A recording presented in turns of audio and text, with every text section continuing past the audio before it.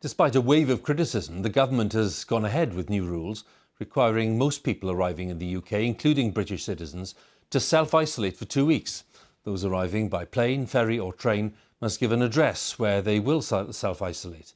And those who break the quarantine rules could be fined. Our transport correspondent Tom Burridge looks at how workable the policy will be.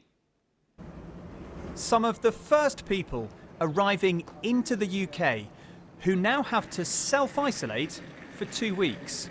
For me, it's just unnecessary, it's inconvenient, and I'm just not looking forward to it. 2 weeks on your own? Yeah. I'm going to quarantine at home with my family and stuff. I think it's like good rules that people have to stay home so that people don't get corona. But the quarantine rules don't apply to these people who arrived from Dublin. So who's exempt? Anyone arriving from the Republic of Ireland, the Channel Islands or the Isle of Man does not have to self-isolate, and it's the same for certain professions like oil and gas workers and lorry drivers. Everyone else should, before they touch down, fill out a form online and provide an address where they will self-isolate. Then what happens when you arrive?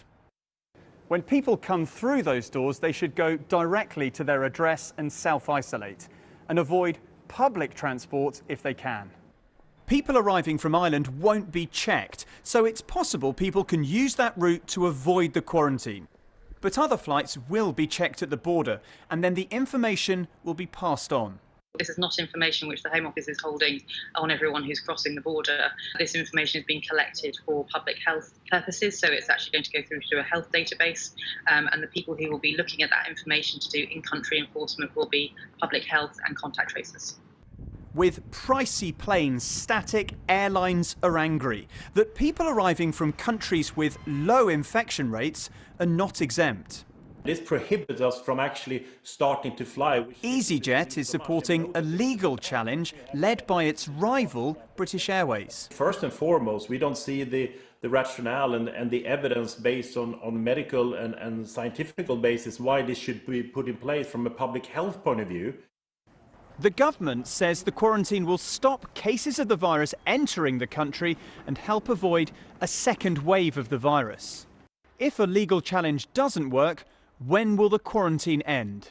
There's currently no end date, but the policy will be reviewed every 3 weeks. The government suggested that people arriving from countries like Portugal with low infection rates might not have to self-isolate at some point in the summer. Deep cleaning in a near-deserted departure lounge. Airports like Stansted are getting ready. They hope, even with a quarantine, more people will be flying soon. But tonight, the UK's biggest tour operator cancelled more holidays. Jet2 will now not resume its schedule until July the 15th. Tom Burridge, BBC News. And the total number of people in the UK who've died after testing positive for coronavirus now stands at 40,597. That is a rise of 55 deaths reported in the last 24 hours. That is the lowest since the lockdown began. In England, there were 52 deaths reported in the last 24-hour period and 3 deaths in Wales. Both Scotland and Northern Ireland reported no new deaths. But there tend to be fewer deaths reported on Mondays, it should be said, due to a reporting lag over the weekend. Let's talk to our health editor, Hugh Pym. And Hugh, how would you characterise the kind of sense within Downing Street and government given these latest figures? Well, 55 new Delhi reported deaths for the UK is the lowest since March the 22nd. For 2 successive days, there have been no deaths in London hospitals, but there is this weekend effect, as you said. They tend to be lower than weekdays because of delayed reporting. And just to give you an example, this time last week, were reporting 111 deaths on the Sunday. By Wednesday, the figure was back up to 359, very sadly. But the 7-day rolling average, the key one measuring the trend, is definitely falling. Hospital admissions are falling, having gone up a bit at the end of last week. So Matt Hancock, the Health Secretary, at the briefing was sounding quite optimistic relatively. He said coronavirus is in retreat. This is good news. Progress is being made.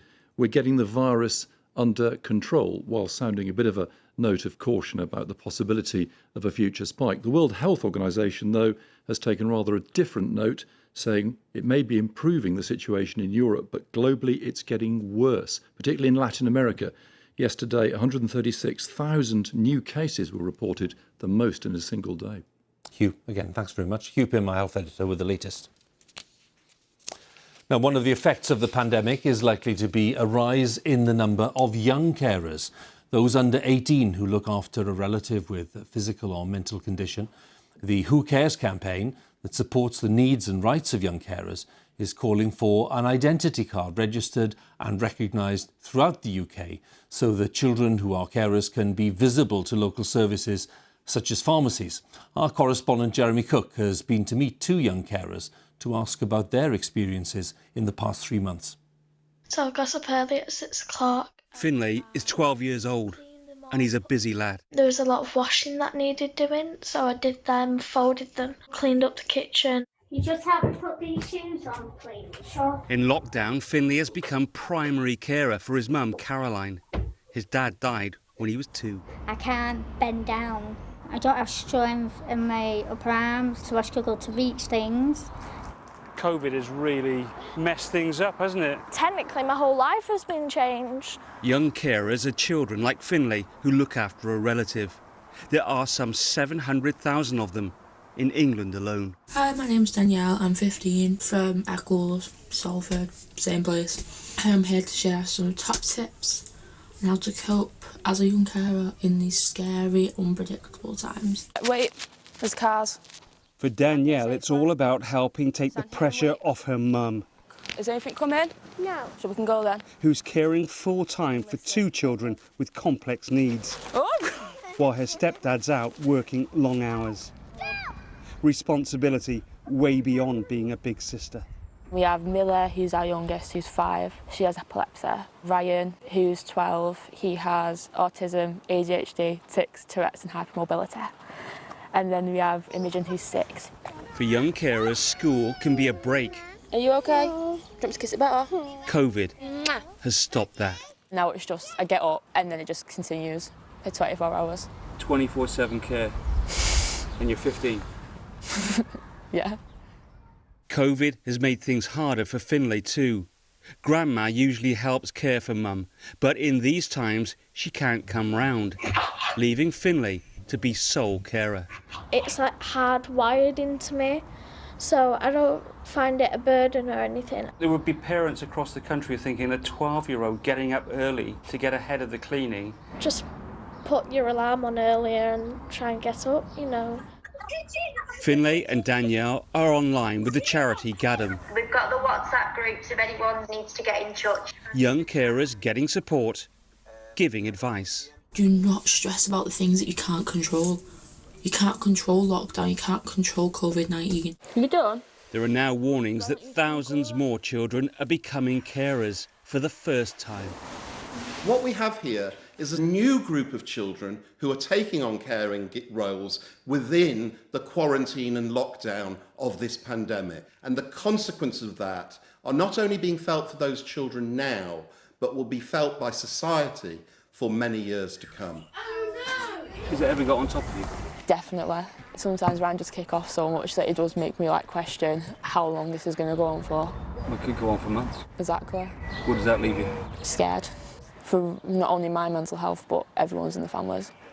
Never resentful? No, because she's my mum and how annoying she is and how much I have to do for her.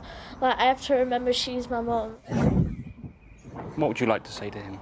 I love him so much, he makes me so proud, and he can carry on cooking these good meals. Come on, quickly! It is one of the most rewarding things you can do as a young person, genuinely. I would not have it any other way. It's a response driven by love and by duty, as so many young carers rise to the challenge of the COVID crisis. Jeremy Cook, BBC News, Salford. Experiences of some of the remarkable young carers in this pandemic.